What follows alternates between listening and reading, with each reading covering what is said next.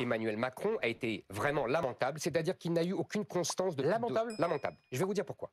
Depuis 2 ans, il n'a eu aucune constance. En 2022, il disait qu'il ne fallait pas humilier la Russie.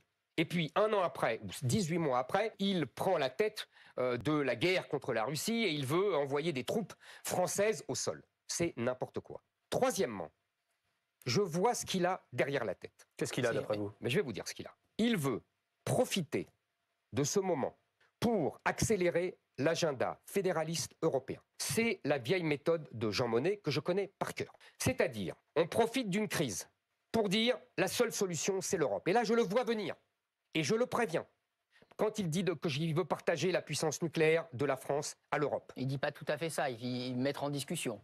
Il n'est pas encore partagé. Mais il n'a pas à mettre en discussion, monsieur. Pardonnez-moi, c'est très grave ce qu'il ferait. Pourquoi vous y opposez à ce que les pays européens soient sous ce parapluie français, c'est pas la même chose. Je vais vous expliquer la différence. Parce que ça veut dire donner la bombe atomique française à un aéropage européen apatride, comme aurait dit le général de Gaulle, en clair à Madame von der Leyen, qui s'empare de toutes les compétences, même celles qu'elle n'a pas. Mais ça, il n'en est pas question. Il n'en est pas question. Je vais vous dire, madame, ça serait de la haute trahison. Je pèse mes mots. Ça serait de la haute trahison.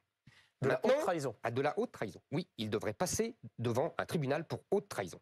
Donner la bombe atomique française, érigée par le général de Gaulle, et par les efforts des Français, aux autres pays européens, ça serait de la haute trahison. En revanche, ce que propose pour l'instant le président français.